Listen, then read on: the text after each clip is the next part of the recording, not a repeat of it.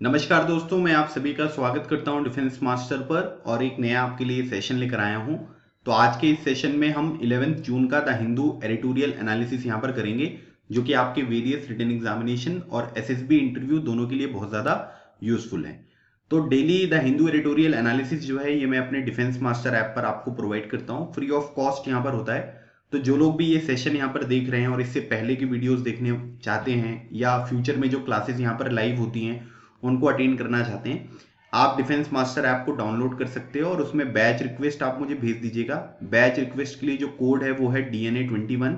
आप इस कोड के मदद से रिक्वेस्ट भेज दोगे तो मैं आपको उस बैच में यहाँ पर ऐड कर दूंगा और रेगुलर जो हमारा DNA सेशन होता है उसको आप अटेंड कर सकते हैं, क्योंकि कभी कभी कुछ सेशन होते हैं जो मैं यहाँ पर अपने यूट्यूब चैनल पर प्रोवाइड करता हूँ, नहीं तो बाकी जो क्लासेस होती है हमारी वो ऐप पर ही आपको देखने को मिलेंगी। ठीक है, सेशन को स्टार्ट करने से पहले हमेशा की तरह एक इंपॉर्टेंट बात, you are going to be selected in your next attempt, चाहे वो आपका रिटन एग्जामिनेशन हो, चाहे वो आपका एसएसबी इंटरव्यू हो।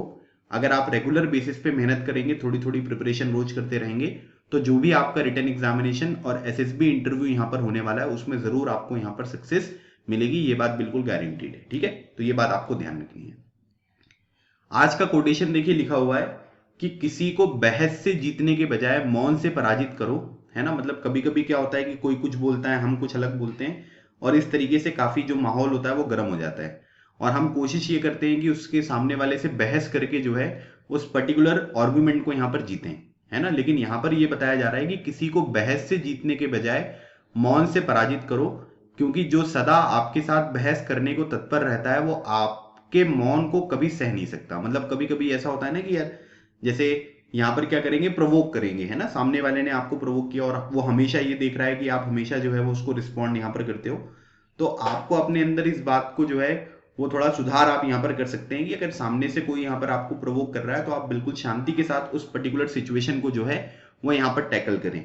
ये जो सारी चीजें होती है ना, ये आपके इंटरव्यू वगैरह में भी काफी मदद करती हैं। कभी कभी इंटरव्यूइंग ऑफिसर आपसे कुछ ऐसा बोल देंगे या ऐसा क्वेश्चन यहाँ पर कर देंगे जिनको सुनकर आपको हो सकता है कि बुरा लगे, तो उसको जस्टिफाई करने के लिए हम क्या करने लग जाते हैं, उनसे बहस करने लग जाते हैं। ठीक है, वो बहस आप काफी कंट्रोल तरीके से करते हैं, लेकिन बहस जो होती है वो बहस ही होती है। तो बहस को अगर आप रोकना चाहते हैं तो आप अपने आप को थोड़ा सा शांत रखना यहाँ पर जो है वो स्टार्ट करिए। कहाँ पर कितना बोलना है, अगर आपको ये चीजें पता रहेंगी तो कभी आप इस तरीके की मुश्किल में यहाँ पर नहीं पड़ेंगे। ये इस कोटेशन में बात यहाँ पर बताई जा रही है। ठीक है, ये है आज का हमारा एजेंडा जिसके बारे में हमको यहाँ पर डिस्कशन करना है। तो आज बहुत अच्छे आर्टिकल्स यहाँ पर नहीं है।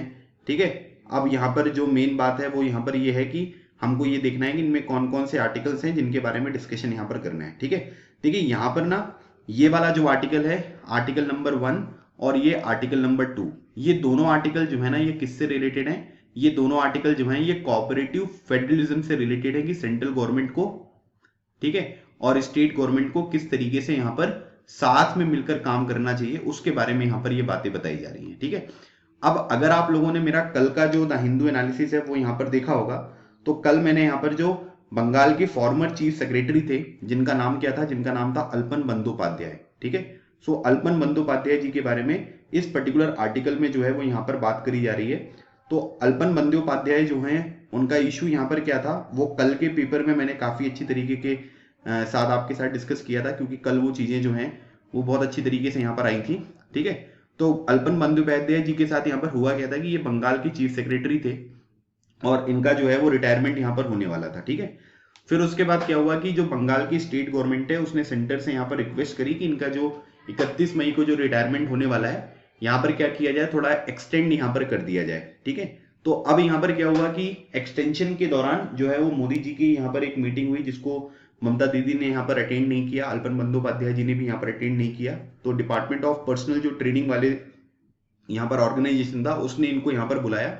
अल्पन बंदोपाध्याय जी ने जाने से मना कर दिया क्योंकि स्टेट गवर्नमेंट ने रिलीज करने से उनको मना कर दिया। फिर इन्होंने जो है वो यहाँ पर रिजाइन दे दिया और जैसे इन्होंने यहाँ पर रिजाइन दिया, इनको जो है वो पर्सनल सेक्रेटरी ममता दीदी का यहाँ पर अपॉइंट कर दिया। तो यहाँ पर क्या है कि इससे एक प्रॉब्लम क्रिएट हो रही है। प्रॉब्लम ये क्रिएट हो रही है कि भाई देखिए, अगर यहाँ पर जो भी सरकारें हैं, चाहे वो सेंट्रल गवर्नमेंट हो, स्टेट गवर्नमेंट हो, अगर वो अपने बेनिफिट के लिए यहाँ पर जो भी ऑफिसर्स यहाँ पर होते हैं, ब्यूरोक्रेट्स यहाँ पर होते हैं, या जो भी यहाँ पर अलग अलग तरीके की एजेंसीज होती है, इन्फोर्समेंट डायरेक्टरेट या सीबीआई के बारे में बात करेंगे, तो अगर आप अपने खुद के इंटरेस्ट को फुलफिल करने के लिए इनका प्रयोग करोगे तो ये फेडरलिज्म के लिए जो है वो काफी खतरा हो सकता है। साथ ही साथ जो डेमोक्रेसी है ना, उसके लिए भी बहुत ज्यादा खतरा आपको देखने को मिल सकता है। तो ये उसी के बारे में ये पूरा आर्टिकल कल मैंने आपको समझाया था, तो एक मैंने ओवरव्यू यहाँ पर दे दिया ताकि अगर जो लोग नया इस पर्टिकुलर सेशन को यहाँ पर सुन रहे हैं उनको भी ये चीज यहाँ पर पता रहे। ठीक है, अभी आपको बताएगी फार्मर्स की जो प्रोटेस्ट है, ठीक है, फार्म बिल को लेकर, ठीक है, वो प्रोटेस्ट आपको यहाँ पर देखने को मिल रही है। तो वो जो प्रोटेस्ट है ना, इसके लिए यहाँ पर क्या है कि बहुत टाइम से चल रहा है, मतलब कितने साल, मतलब महीने हो गए यहाँ पर इस पर्टिकुलर प्रोटेस्ट को होते हुए। तो अभी यहाँ पर क्या है कि ममता दीदी जो है वो यहाँ पर ये कह रही है कि जो दूसरे स्टेट हैं, जो नॉन बीजेपी यहाँ पर स्टेट्स हैं, उनके चीफ मिनिस्टर जो हैं उन सभी को यहाँ पर साथ में निकलना चाहिए और सेंट्रल से जो गवर्नमेंट है उससे यहाँ पर अर्ज करना चाहिए कि भाई ये जो फार्म बिल है इनको आप यहाँ पर रिवोक करके जो फार्मर्स हैं, जो दूसरे स्टेक होल्डर्स हैं, उन सभी के साथ मिलकर बात करके इन प्रॉब्लम्स को यहाँ पर सॉल्व करें। तो यहाँ पर भी आप ये कह सकते हैं कि कोऑपरेटिव फेडरलिज्म जो है उसी के बारे में बात हो रही है कि जो स्टेट है उनको सेंटर के साथ किस तरीके से काम करना है, वो बात यहाँ पर आपको बताई जा रही है। ठीक है, तो ये दोनों आर्टिकल में यही दोनों चीजें यहाँ पर दी गई हैं। ये वाला जो पर्टिकुलर आर्टिकल है ये जो है ये किसके बारे में बात कर रहा है, ये पैंडेमिक के बारे में बात कर रहा है। पैंडेमिक ने जिस तरीके से ये बॉर्डर जो है ये समाप्त कर दी है ना, हम अलग अलग तरीके से यहाँ पर बॉर्डर बनाने की कोशिश कर रहे थे, लेकिन पैंडेमिक हर एक कंट्री में यहाँ पर पहुंचता हुआ दिखाई दिया, हर एक कॉन्टिनेंट में यहाँ पर पहुंचता हुआ दिखाई दिया। आज के टाइम पीरियड पर जो ये जीनोफोबिया यहाँ पर हो गया है कि लाइक हम एक दूसरे को देखकर उनके धर्म, जाति, संप्रदाय के बेसिस पे यहाँ पर हेट की भावना यहाँ पर फैला रहे हैं, है ना, या दूसरे लोग जो है वो यहाँ पर फैला रहे हैं, उन चीजों को थोड़ा सा कंट्रोल करना चाहिए। जब हम लोग सब लोग साथ में मिलकर काम करेंगे तो जिस तरीके से पैंडेमिक को टैकल किया जा सकता है, इसी तरीके से जो दूसरी प्रॉब्लम्स वगैरह होती हैं उनको भी हम यहाँ पर टैकल कर सकते हैं। तो आप ये कह सकते हैं कि एक मॉरल लेसन है जो इस पर्टिकुलर आर्टिकल में यहाँ पर आपको बताया गया है। ठीक है, ये वाला जो पर्टिकुलर आर्टिकल है ये इन्वायरमेंट के बारे में बात हो रही है। हम सभी को पता है कि वर्ल्ड इन्वायरमेंट डे जो है, ठीक है, ये कब सेलिब्रेट होता है। वर्ल्ड इन्वायरमेंट डे के बारे में अगर हम बात करेंगे तो वर्ल्ड इन्वायरमेंट डे जो होता है ये होता है आपका 5 जून को। ठीक है, अलग अलग तरीके की समिट्स वगैरह भी यहाँ पर होने वाली है ना। COP26 जो है वो 1 नवंबर से 2021 से 12 नवंबर 2021 तक ग्लासगो में होने वाला है, स्कॉटलैंड में, है ना। उसके बाद यहाँ पर COP21 जब पेरिस एग्रीमेंट वगैरह जो है उन सब चीजों के ऊपर फोकस किया गया। तो हम यहाँ पर क्या है कि ये जो 1.5 डिग्री सेल्सियस तक का हमारा पूरा का पूरा टारगेट है कि जो इंडस्ट्रियल लेवल का टेम्परेचर है वो इससे ज्यादा इंक्रीज नहीं होना चाहिए। पहले हमको 2 डिग्री सेल्सियस तक इसको कंट्रोल करना है, बाद में हम इसको 1.5 डिग्री सेल्सियस तक यहाँ पर लेकर जाएंगे। तो इन सब चीजों को थोड़ा सा कंट्रोल करना है और सभी कंट्रीज को साथ में मिलकर काम करना पड़ेगा। भारत सरकार ने भी सोलर एनर्जी और जो दूसरे यहाँ पर रिन्यूएबल एनर्जी सोर्सेज होते हैं उनके ऊपर यहाँ पर काम करना स्टार्ट किया है। और डेफिनेटली अगर सभी लोग साथ में मिलकर काम करेंगे तो इस तरीके की जो इन्वायरमेंट से रिलेटेड प्रॉब्लम्स हैं इनको हम यहाँ पर टैकल कर सकते हैं। तो इस आर्टिकल में ये बात बताई गई है। ठीक है, तो इन जनरल अगर हम देखें तो इन सभी आर्टिकल्स में या तो पुरानी चीजें हैं जो हमने ऑलरेडी यहाँ पर डिस्कस करी हुई हैं, या तो कुछ चीजें ऐसी हैं जो मोरल ग्राउंड पर आपको पता होनी चाहिए कि इस तरीके से ये चीज यहाँ पर होती है। ठीक है, बाकी ये वाला जो पर्टिकुलर आर्टिकल है, ये आर्टिकल जो है ये टेररिज्म से रिलेटेड है और अफ्रीका कॉन्टिनेंट को यहाँ पर बात करी गई है, क्योंकि वहां पर जो है अभी एक इंसिडेंट हो गया है। तो वो यहाँ पर किस तरीके से हम उसको टैकल कर सकते हैं आर्टिकल नंबर 5 में बताया गया है, तो इसको हम यहाँ पर डिस्कस करने वाले हैं। अभी यहाँ पर क्या है कि ये जो है ये आज आपका जीडी टॉपिक भी है और इस जीडी टॉपिक में यहाँ पर ये पूछा जा रहा है कि जो रिटायर्ड ऑफिशियल्स हैं, ठीक है, जैसे आपने देखा होगा कि कई सारे जो रिटायर्ड यहाँ पर सिक्योरिटी एजेंसी वाले जो ऑफिसर्स वगैरह होते हैं, है ना, या आर्म्ड फोर्सेस वाले लोग होते हैं, तो वो अपनी बुक्स में या अलग अलग तरीके के जो न्यूज़पेपर में आर्टिकल्स वगैरह यहाँ पर लिखते हैं, तो उससे कई सारी इंफॉर्मेशन जो है वो डिस्क्लोज यहाँ पर करते हैं। तो अब यहाँ पर क्या है कि जो पेंशन यहाँ पर लॉ होता है उसमें कुछ अमेंडमेंट यहाँ पर किए गए हैं कि अगर आप इस तरीके से जो पब्लिक इंफॉर्मेशन नहीं है और अगर आप उसको इस तरीके से रिवील करेंगे तो यहाँ पर हो सकता है कि इन फ्यूचर जो है वो आपको पेंशन यहाँ पर ना दी जाए या फिर आपको जेल वगैरह भी यहाँ पर भेजा जा सकता है। तो सेंट्रल गवर्नमेंट जो है वो पूरी तरीके से ये कोशिश कर रही है कि कोई भी इंफॉर्मेशन, है ना, जो यहाँ पर पब्लिक डोमेन में नहीं होनी चाहिए, अगर कोई भी ऑफिसर यहाँ पर उसको लेकर आते हैं तो यहाँ पर क्या है, ठीक है, वो यहाँ पर क्या होगा, वो यहाँ पर आपको हटाना पड़ेगा। ठीक है, तो इसके ऊपर भी हम डिस्कस करेंगे। तो कुछ इंपॉर्टेंट पॉइंट्स मैं आपको बताऊंगा जो आपको पता होना जरूरी है। ये वाला जो आर्टिकल होता है ना, ये जर्नलिस्ट जो है वो अपना एक्सपीरियंस यहाँ पर लिखते हैं, है ना, कि भाई किसी इंफॉर्मेशन के लिए उनको क्या क्या करना पड़ा, किस तरीके से उन्होंने इकट्ठा करी ये चीजें। तो ये हमारे एग्जामिनेशन के लिए इंपॉर्टेंट नहीं होता है। ठीक है, और ये जो पर्टिकुलर यहाँ पर आर्टिकल है इसको हम यहाँ पर देख लेते हैं, इसमें क्या क्या चीजें बताई गई हैं। तो आप ये देख सकते हैं कि इधर जो है ये बीजेपी पार्टी यहाँ पर आपको देखने को मिल रही है और यहाँ पर जो है ये इंडियन नेशनल कांग्रेस आपको देखने को मिल रहा है। ठीक है, अब यहाँ पर क्या है कि इनका एक काफिला था जो यहाँ पर आगे बढ़ रहा था, लेकिन अब बहुत सारे लोगों ने जो है ये यहाँ पर बीजेपी को ज्वाइन करना जो है वो यहाँ पर स्टार्ट कर दिया है। ठीक है, अब इसका रीजन क्या है भाई, इसका रीजन अगर आप देखेंगे तो आपको यहाँ पर समझ में आएगा कि इसमें क्या है कि लेटेस्ट में बहुत सारे डेवलपमेंट जो है वो आपको देखने को मिल रहे हैं। ठीक है, जैसे अगर बात करेंगे तो कांग्रेस के जो यूथ आइकॉन थे, ठीक है, जिनका नाम है ज्योतिरादित्य सिंधिया जी, उन्होंने यहाँ पर बीजेपी को ज्वाइन कर लिया। ठीक है, उसके बाद कल जो है वो जितिन प्रसादा जो है उन्होंने भी यहाँ पर जो है ये बीजेपी को ज्वाइन कर लिया। और ऐसे कई सारे लोग हैं, ठीक है, जो पावर की फेर में जो है वो अपनी पार्टी यहाँ पर चेंज कर लेते हैं, बीजेपी से कांग्रेस, कांग्रेस से बीजेपी में जाते रहते हैं, या दूसरी पार्टी जो है उसमें यहाँ पर आपको देखने को मिलेंगे। तो ये 4 लोग थे, है ना, जैसे देवड़ा साहब हो गए, है ना, और उसके बाद सचिन पायलट, सिंधिया, जितिन प्रसाद, ये सब यूथ आइकन थे, और इनमें से 2 लोग जो है वो अभी बीजेपी में आ गए, और बहुत सारे लोग जो हैं वो यहाँ पर आपको इस पर्टिकुलर जगह पर आपको देखने को मिल रहे हैं। ठीक है, तो इसके बारे में भी आपको थोड़ी सी जानकारी होना जरूरी है। अब हम सबसे पहले बात करेंगे कि टेरर इन द साहिल। तो साहिल क्या है, साहिल एक रीजन है। ठीक है, अब देखिए सबसे पहले तो हमको ये देखना पड़ेगा कि हम सब लोग ये जो द हिंदू एनालिसिस यहाँ पर सुन रहे हैं वो इंडिया में है। ठीक है, अब आज तक अगर हम लोग देखेंगे तो यहाँ पर जो भी अलग अलग तरीके की टेररिस्ट एक्टिविटीज होती थी, है ना, वो आप अफगानिस्तान में देख सकते हो, इराक में देख सकते हैं, ठीक है, सीरिया वगैरह वाला जो रीजन यहाँ पर होता है, इन पर्टिकुलर रीजन्स में आपको देखने को मिला। लेकिन आज के टाइम पीरियड पर अब यहाँ पर क्या हुआ कि यहाँ पर यूएसएसआर आया, है ना, यहाँ पर यूएसए आया, जो नेटो कंट्रीज है वो सब आई, तो इनके बहुत सारे जो यहाँ पर फाइटर्स थे वो यहाँ से भागकर कहाँ आ गए, वो यहाँ पर भागकर आ गए अफ्रीका कॉन्टिनेंट में। ठीक है, ये अफ्रीका कॉन्टिनेंट हो गया, ये नॉर्थ अमेरिका कॉन्टिनेंट हो गया, ये आपका साउथ अमेरिका कॉन्टिनेंट हो गया, ऊपर जो है ये यूरोप यहाँ पर हो गया। तो ये अलग अलग कॉन्टिनेंट्स हैं, इनकी इंफॉर्मेशन होनी चाहिए। ठीक है, तो अब यहाँ पर क्या है कि जो टेररिस्ट एक्टिविटीज है ना वो इस पर्टिकुलर रीजन में आपको ज्यादा यहाँ पर होती हुई दिखाई दे रही है। तो और इसी वजह से यहाँ पर क्या है कि इस आर्टिकल को हम डिस्कस कर रहे हैं। तो यहाँ पर क्या है कि ये साहेल रीजन है, तो साहेल रीजन में अलग अलग तरीके की कंट्रीज आएंगी, जिसमें आपको ये जो लाइट ब्राउन कलर में देखने को मिल रहा है, जैसे मॉरिशेनिया हो गया, ठीक है, उसके बाद माली हो गया, नाइजर हो गया, ठीक है, नाइजीरिया, चैड, ये सूडान यहाँ पर हो गया, ठीक है, उसके बाद ये लीबिया वगैरह में भी आपको इस तरीके की एक्टिविटीज देखने को मिलेगी, सेनेगल, है ना, फिर उसके बाद ये बुर्किना फासो, ये अलग अलग कंट्रीज है जहां पर इस तरीके की जो इस्लामिस्ट जो टेररिज्म है उस तरीके की एक्टिविटीज आपको रेगुलर इंटरवल में यहां पर देखने को मिलती है। यहां पर बोला जा रहा है कि global power should not stay away from the growing threat post by the Islamist in the Africa. मतलब आज के टाइम पीरियड पर जो हमारी जो मेजर यहाँ पर यूरोपियन पावर है उनका जो फोकस है वो मिडिल ईस्ट कंट्रीज के ऊपर ज्यादा है ना, और वो लोग यहाँ पर क्या करते हैं कि अफ्रीका वगैरह के ऊपर ज्यादा फोकस नहीं करते हैं। तो राइटर ये कहना चाह रहे हैं कि जो ग्लोबल पावर्स हैं उनको जो ग्रोइंग थ्रेट यहाँ पर इस्लामिस्ट यहाँ पर अफ्रीका में यहाँ पर जो पोस्ट किया जा रहा है इससे यहाँ पर दूर नहीं रहना चाहिए। यूनाइटेड नेशन की मदद से, दूसरी कंट्रीज की मदद से इस तरीके का काम यहाँ पर इनको करना चाहिए। ठीक है, ये इरिट्रिया आपको देखने को मिल रहा है, ये ध्यान रखिएगा, ये इरिट्रिया है। और आगे थोड़ा आप जाओगे तो यहाँ पर ये वाला जो पर्टिकुलर रीजन होता है ना, ये इसको हम बोलते हैं हॉर्न ऑफ अफ्रीका, है ना, ये आपको ध्यान रखना है।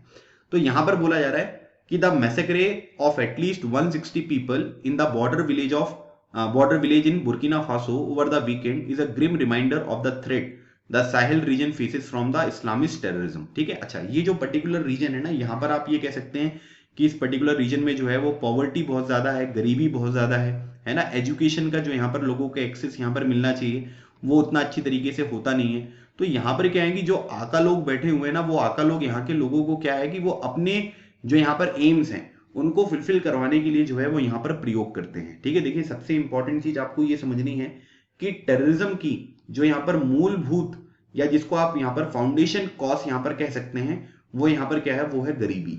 अगर आप गरीब रहेंगे तो यहाँ पर क्या है कि आपका जो ब्रेन वॉश वगैरह है ना वो सारी चीजें यहाँ पर होती हुई दिखाई देंगी। तो इसलिए यहाँ पर क्या है कि गरीबी को दूर करना जो सस्टेनेबल डेवलपमेंट गोल है, गोल नंबर 1 नो पॉवर्टी, है ना, याद रखिएगा। सस्टेनेबल डेवलपमेंट गोल में जो सबसे पहला गोल यहाँ पर है वो क्या है, वो नो पॉवर्टी के बारे में बात कर रहा है कि गरीबी हमको यहाँ पर मिटानी पड़ेगी, है ना। अगर गरीबी नहीं रहेगी तो इस तरीके की एक्टिविटीज जो है वो थोड़ा सा कम होंगी। तो ये चीज जो है ये इस पर्टिकुलर रीजन को यहाँ पर जो है वो खराब कर रहा है। ठीक है, तो अभी यहाँ पर क्या हुआ है कि बुर्किना फासो जो आपको यहाँ पर ये देखने को मिल रहा है, ये पर्टिकुलर कंट्री जो मैंने यहाँ पर ये हाईलाइट करी है, इस पर्टिकुलर रीजन में करीब 160 लोगों को यहाँ पर मार दिया गया। और यहाँ पर क्या है कि ये ग्रिम रिमाइंडर है कि साहेल रीजन में इस्लामिस्ट टेररिज्म जो है वो काफी स्पीड में यहाँ पर पनप रहा है और इसके लिए यहाँ पर लोगों को सोचना पड़ेगा। Nobody has claimed responsibility, but Burkinabé authorities have named the Islamist state in the Greater Sahara (ISGS) which has carried out hundred of terror strike in the recent year। मतलब यहाँ पर क्या है कि किसी टेररिस्ट ऑर्गेनाइजेशन ने अभी तक इसकी रिस्पॉन्सिबिलिटी यहाँ पर नहीं ली है, लेकिन जो बर्किनेबल यहाँ पर अथॉरिटीज है, मतलब यहाँ पर जो बर्किना फासो है वहां की जो अथॉरिटी है वो ये कह रहे हैं कि ISGS Islamic state in the greater Sahara, Sahara basically एक मरुस्थल है ना, ये भी आपको ध्यान रखना है, डेजर्ट एरिया है, तो वहां पर जो इस्लामिक स्टेट है उसको यहाँ पर ये लोग बोल रहे हैं कि इन्होंने भाई पहले भी जो है वो बहुत सारी स्ट्राइक्स यहाँ पर करी हैं और इस बार का जो ये 160 लोगों को यहाँ पर मारा गया है ये भी इन्हीं की रिस्पॉन्सिबिलिटी यहाँ पर हम अपनी तरफ से बता रहे हैं।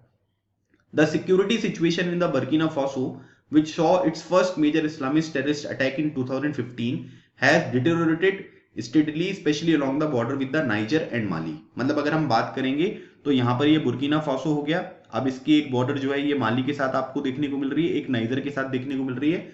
2015 में पहला इस्लामिस्ट जो टेररिस्ट अटैक हुआ था वो यहाँ पर देखने को मिलेगा, लेकिन उसके बाद से अगर आप देखेंगे तो लगातार ये जो सिचुएशन है वो नाइजर और माली के साथ जो बॉर्डर यहाँ पर शेयर करते हैं वहां पर ये आपको बढ़ती हुई देखने को मिल रही है। It has seen terrorist group expanding their networks and stepping up attacks on the civilians and the soldiers. ठीक है, जो टेररिस्ट ग्रुप यहाँ पर काम कर रहे हैं उन्होंने अपना जो नेटवर्क वगैरह है उसको यहाँ पर बढ़ा लिया है, और आप इसके साथ ये भी कह सकते हैं कि जो यहाँ पर ये सोल्जर्स होते हैं, जो सिविलियंस होते हैं, इनके ऊपर लगातार जो अटैक है वो बढ़ते हुए देखने को मिल रहे हैं। ठीक है, The Burkina Faso attack occurred after 137 people were killed by the jihadists in Niger in March। तो मार्च में अगर आप देखोगे तो नाइजर में जो है वो करीब 137 लोगों को यहाँ पर मार दिया गया था। तो मार्च के बाद जो है वो यहाँ पर जून के महीने में ये एक बड़ा अटैक जो है ये आपको बुर्किना फासो में देखने को मिल रहा है। ठीक है, इन नाइजीरिया, तो नाइजीरिया के बारे में बात करेंगे तो नाइजीरिया यहाँ पर आपको देखने को मिल रहा है जिसकी कैपिटल अबुजा है। Islamist control swathes of territories and have carried out abduction and attacks including gunning down 27 people in a village on Sunday। ठीक है, मतलब आप ये कह सकते हैं कि यहाँ पर लोगों को अगवा करना है ना, उनके ऊपर अटैक करना, साथ ही साथ 27 लोगों को जो है आप यहाँ पर ये मान सकते हैं कि यहाँ पर जो है संडे के दिन जो है वो 27 लोगों को यहाँ पर नाइजीरिया में मार भी दिया गया। Mali has been fighting terror group since 2013। तो यहाँ पर जो टेररिस्ट एक्टिविटीज स्टार्ट हुई ये करीब 2013 से आपको स्टार्ट होती हुई दिखाई दी। अगर हम इस पूरे के पूरे साहिल रीजन में, अफ्रीका रीजन में बात करेंगे तो कौन कौन से टेरर आउटफिट्स हैं जो कि यहां से ऑपरेट होते हुए देखने को मिलेंगे, तो एक तो हो गया आपका ISGS, एक हो गया ISWAP। याद रखिएगा, इंटरविंग ऑफिसर से कभी आप इस पर्टिकुलर सिचुएशन के बारे में बात करेंगे तो वो आपसे बोल सकते हैं कि भाई कौन कौन से टेरर आउटफिट्स हैं जो यहाँ पर काम करेंगे। ठीक है, तो पहला हो गया ISGS Islamic State of Greater Sahara, Islamic State West African province, the Jamaat Nasr al Islam wal Muslimin, the local al Qaeda branch in Mali and Boko Haram. तो ये सारे के सारे टेरर आउटफिट्स हैं जो इस पर्टिकुलर रीजन में आपको काम करते हुए देखने को मिलेंगे।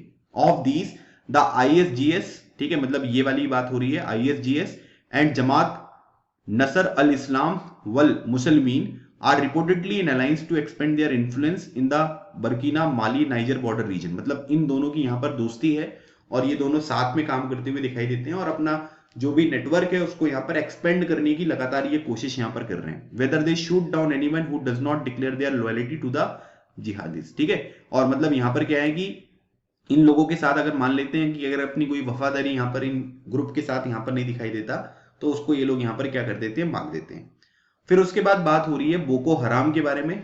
ठीक है, बोको हराम हो गया और यहाँ पर ये ISWAP हो गया। इन दोनों के बारे में अगर बात करेंगे तो ये क्या करते हैं कि ये एक दूसरे के साथ फाइटिंग यहाँ पर करते हैं, लेकिन अगर हम बात करेंगे तो नाइजीरिया का जो नॉर्थ ईस्ट वाला रीजन है, ठीक है, इस पर्टिकुलर रीजन को यहाँ पर ये कंट्रोल करते हुए आपको देखने को मिलते हैं। मतलब इस पर्टिकुलर रीजन में जो है यहाँ पर आपको बोको हराम और इस्लामिक स्टेट वेस्ट अफ्रीका जो प्रोविंस है वो यहाँ पर कंट्रोल करती हुई देखने को मिलेगी। फिर बात हो रही है यहाँ पर France has deployed troops in the region for counter-insurgency operation and is helped by the US, which has a drone base in the Niger।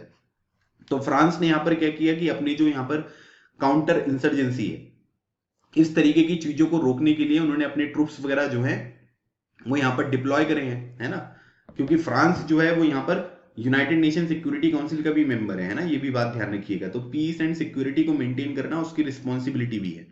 तो उन्होंने यहाँ पर क्या किया कि अपने ट्रूप्स को डिप्लॉय किया और यूएस को इनको मदद मिली है क्योंकि यूएस का जो है वो नाइजर में जो है एक ड्रोन बेस आपको यहाँ पर देखने को मिल रहा है। The regime change policies of the US and France are partially to be blamed for the problems of the Sahel countries are facing today.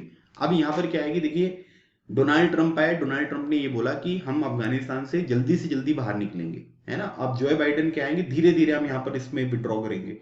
तो जैसे जैसे यहाँ पर पार्टीज चेंज होती हैं इन कंट्रीज में, जो वेस्टर्न कंट्रीज हैं इनमें अगर हम बात करेंगे, तो जैसे जैसे पॉलिटिकल पार्टीज यहाँ पर चेंज होती है, उनका जो एजेंडा होता है वो यहाँ पर चेंज होता रहता है, जिसकी वजह से इस पर्टिकुलर रीजन के ऊपर जो है वो यहाँ पर ज्यादा ध्यान नहीं दिया गया। और इसी वजह से राइटर यहाँ पर ये कह रहे हैं कि आज के टाइम पीरियड पर जो इस पर्टिकुलर रीजन में प्रॉब्लम देखने को मिल रही है वो इसी वजह से यहाँ पर देखने को मिल रही है। When a NATO North Atlantic Treaty Organisation, ठीक है, इसका हेडक्वार्टर ब्रसेल्स में है, और उसके बाद नॉर्थ मैसेडोनिया जो है ये इसका 30th और लेटेस्ट मेंबर आपको देखने को मिलेगा। व्हेन नेटो इन्वेजन रिमूव्ड, ठीक है, जो यहाँ पर मुअम्मर गद्दाफी हैं, गद्दाफी जो है वो डिक्टेटर थे, फ्रॉम पावर इन लीबिया इन 2011, इसकी कैपिटल त्रिपोली है। तो 2011 में जब इनको यहाँ पर रिमूव किया गया, तो आप यहाँ पर ये कह सकते हैं कि जब इनकी यहाँ पर हार हो गई है ना, तो इसकी वजह से क्या हुआ कि बहुत सारे जो मिलिशियाज हैं या जो जिहादिस्ट हैं उनका यहाँ पर आप ये कह सकते हैं कि बहुत सारे लोग यहाँ पर पनप गए, है ना, क्योंकि कोई कंट्रोल करने वाला नहीं था, स्टेबल गवर्नमेंट यहाँ पर नहीं थी। Libya having fallen into anarchy, anarchy मतलब जहां पर लॉ एंड ऑर्डर नहीं होता है, and civil war become a jihadist breeding ground, मतलब इस तरीके की जो जिहादिस्ट हैं वो लीबिया में बहुत ज्यादा यहाँ पर पनपने लग गए। इस तरीके की सिचुएशन यहाँ पर लीबिया की हो गई। When trouble spread to Mali, France made a military intervention in 2013। अब जब ये चीजें यहाँ पर माली में हुई, तब यहाँ पर फ्रांस ने इंटरवेंशन जो है ये कब करी, ये 2013 में यहाँ पर मिलिट्री इंटरवेंशन करी। But it did not defeat the insurgency which spread beyond Mali's border, ठीक है, क्योंकि इन्होंने बाली में भी किया था, लेकिन अगर आप इस पर्टिकुलर रीजन को देखोगे तो कितनी सारी अलग अलग कंट्रीज है जहां पर ये सिचुएशन जो है आपको देखने को मिल रही है ना, मतलब कितना ज्यादा यहाँ पर ये एक्सपेंशन देखने को मिल रहा है। तो माली में तो किया, लेकिन उससे कोई बेनिफिट नहीं हुआ। Now jihadist find safe havens in the lawless desert of the Sahel, तो यहाँ पर क्या है कि जो ये सहारा डेजर्ट वाला जो पार्ट आपको देखने को मिल रहा है, यहाँ पर जो जिहादिस्ट हैं ये अपने आप को सेफ यहाँ पर महसूस करते हैं। When the IS militant infrastructure was destroyed in Iraq and Syria, their foot soldiers fled to Africa, regrouping themselves in the region। मतलब ये जो इराक सीरिया वाला रीजन था जहां से, है ना, अटैक वगैरह करके इनको भगाया गया, तो ये लोग अफ्रीका में आ गए और यहाँ पर इन्होंने अपनी ग्रुपिंग वगैरह जो है वो दोबारा स्टार्ट यहाँ पर कर दी है। The recent attack should serve as a warning to all stakeholders, ठीक है, सभी कंट्रीज के लिए ये एक वार्निंग है। Major global power which work together with the regional players to defeat the IS in the West Asia should not stay away from the growing threat from Africa। जिस तरीके से वेस्ट एशिया में यहाँ पर इनको खत्म करने की कोशिश यहाँ पर करी गई थी, उसी तरीके से जो रीजनल प्लेयर्स हैं उनके साथ मिलकर ग्लोबल पावर्स को यहाँ पर काम करना पड़ेगा, ताकि इस तरीके की जो थ्रेट है वो अफ्रीका में आपको देखने को ना मिले। They should along with the United Nations help the Sahel countries build capacity and institutions, offer stable governance and adopt sustainable counter insurgency strategies, ताकि इन सब पर्टिकुलर रीजन को हम यहाँ पर सेफगार्ड कर सकें। और देखिए सबसे इंपॉर्टेंट चीज होती है स्टेबल गवर्नमेंट। अगर स्टेबल गवर्नमेंट नहीं होगी ना तो बड़ी प्रॉब्लम यहाँ पर आपको देखने को मिलेगी। कैपेसिटी बिल्ड करना है, इंस्टीट्यूशंस आपको बनाने पड़ेंगे, साथ ही साथ जो काउंटर इंसर्जेंसी स्ट्रेटेजीज होती हैं, ऑपरेशंस होते हैं, उनको भी कैरी आउट करना पड़ेगा, ताकि इस तरीके की चीजों को जो है वो हम यहाँ पर जो है वो खत्म यहाँ पर कर सके। तभी ये सारी चीजें जो है इन फ्यूचर आपको समाप्त होती हुई दिखाई देंगी। एकदम से तो नहीं खत्म होगा, है ना, क्योंकि अगर एकदम से खत्म हो जाता तो वेस्ट एशिया में भी खत्म हो जाता, लेकिन वहां पर भी खत्म नहीं हुआ। तो समय के साथ जो है इन सब चीजों को हम यहाँ पर कंट्रोल कर सकते हैं। और याद रखिएगा भुखमरी, गरीबी, ये सब जो है ये मेजर फैक्टर होते हैं इस तरीके की एक्टिविटीज को जो है स्टार्ट करने में। तो ये सब चीजें जो है अगर इनके ऊपर हम काम नहीं करेंगे, सस्टेनेबल डेवलपमेंट जो है उसके ऊपर काम नहीं करेंगे, तो ये प्रॉब्लम जो है ये लॉन्ग टर्म यहाँ पर आपको देखने को मिलेगी। तो ये हमको थोड़ा सा सोचना पड़ेगा, और जितनी भी रिस्पॉन्सिबल कंट्रीज हैं इंक्लूडिंग इंडिया, उनको इन सब चीजों के ऊपर काम करने की आवश्यकता है। ठीक है, तो ये इस पर्टिकुलर आर्टिकल में यहाँ पर इंफॉर्मेशन बताई गई थी जिसके बारे में आपको जानकारी होना जरूरी है। ठीक है भाई, चलिए आगे बढ़ते हैं। अब अगला क्वेश्चन यहाँ पर ये पूछा जा रहा है कि should retired officials be barred from disclosing information, कि जो यहाँ पर इंफॉर्मेशन वगैरह होती है उस पर्टिकुलर ऑर्गेनाइजेशन की, है ना, या किसी पर्टिकुलर पर्सन के बारे में, तो उसको यहाँ पर क्या है कि बार कर देंगे भाई कि आपको इस तरीके की इंफॉर्मेशन डिस्क्लोज नहीं कर सकते हो। तो ये क्या है ये समझते हैं हम सबसे पहले। तो देखिए रिसेंटली क्या हुआ कि central government has amended its pension rule putting new restriction on the official of intelligence and security organisation after retirement. मतलब यहाँ पर ये बोला जा रहा है कि जो भी इंटेलिजेंस एजेंसीज में है, सिक्योरिटी ऑर्गेनाइजेशन में ऑफिशियल्स यहाँ पर काम कर रहे हैं, अगर वो किसी भी तरीके की इंफॉर्मेशन अपने रिटायरमेंट के बाद जो है वो डिस्क्लोज यहाँ पर करेंगे तो उनकी पेंशन भी कट हो सकती है और भी अलग अलग तरीके की जो लीगल प्रोसीडिंग्स हैं वो उनके ऊपर यहाँ पर स्टार्ट हो सकती है। तो इस तरीके से इन्होंने अपने जो नए पेंशन रूल्स हैं उनमें कुछ अमेंडमेंट यहाँ पर किया है। The government has amended rule 83A of the CCS। CCS मतलब होता है central civil services pension rule 1972। तो यहां पर क्या है कि जो रूल 83A है इसमें यहां पर ये अमेंडमेंट जो है वो सरकार ने अभी किया है। तो याद रखिएगा central civil services pension rules जो हैं ये 1972 के हैं। The centre has notified central civil services pension amendment rules 2020। This said rules were first drafted in 1972। जो 1972 यहां पर लिखा हुआ है और इसको अभी तक ना केवल जो है मतलब आप ये कह सकते हैं कि 47 टाइम्स जो है इसको यहाँ पर इस पर्टिकुलर पेंशन रूल को जो है ये अमेंड यहाँ पर किया जा चुका है। In 2008 rule 8 pertaining to pension subject to future good conduct, ठीक है, इसमें यहाँ पर ये बोला गया कि जो पेंशन होगी वो फ्यूचर में आपके गुड कंडक्ट के ऊपर निर्भर यहाँ पर करती है। Was first amended by inserting the condition that, ठीक है। अब इसमें क्या हुआ कि पहले जो है ये लिखा हुआ था लेकिन फिर इसमें जो है ये अमेंडमेंट यहां पर किया गया। इसमें कंडीशन ये डाल दी गई कि retired intelligence and security officials will not publish any material that affect the sovereignty and integrity of India, the security, strategic, scientific और economic interest of the state और relation with a foreign state which would lead to the incitement of an offence, ठीक है। मतलब यहां पर ये बोला गया कि पहले ये लिखा हुआ था कि pension subject to the future good conduct, लेकिन बाद में ये कंडीशन अटेंड यहां पर ऐड कर दी गई कि जो रिटायर्ड इंटेलिजेंस या सिक्योरिटी ऑफिशियल होते हैं वो किसी भी तरीके का मटेरियल जो है वो यहाँ पर पब्लिश नहीं करेंगे जिससे भारत की एकता अखंडता को यहाँ पर खतरा पहुंचे, राज्य की सुरक्षा, स्ट्रेटेजिक, साइंटिफिक, इकोनॉमिक जो इंटरेस्ट है उसको किसी तरीके से नुकसान पहुंचे और किसी भी फॉरेन कंट्री के साथ हमारे रिलेशन यहाँ पर ना खराब हो। अगर आप ऐसा करते हैं तो इसको एक ऑफेंस यहाँ पर माना जाएगा। तो ये चीज आपको थोड़ी सी यहाँ पर ध्यान रखनी है। अभी यहाँ पर क्या हुआ कि अमेंडेड रूल 83A जो है जिसमें ये अमेंडमेंट किया गया, इसमें यहाँ पर क्या बातें बताई जा रही है कि officials retired from certain intelligence और security establishment included under second schedule of RTI act will not be allowed to write anything about their organisation without permission. मतलब आप अपने ऑर्गेनाइजेशन के बारे में कुछ नहीं लिख सकते और अगर आप कुछ लिखते हैं तो इसके लिए आपको परमिशन यहां पर लेनी पड़ेगी। Second schedule of the right to information act जो कि 2005 का है, ये 26 ऑर्गेनाइजेशन को यहां पर जो है वो कवर करता है, जिसमें इंटेलिजेंस ब्यूरो हो गया, research and analysis wing raw हो गया, directorate of revenue intelligence, CBI, NCB, BSF, CRPF, ITBP, CISF, ये सारी चीजें जो हैं वो यहां पर कवर होती हैं।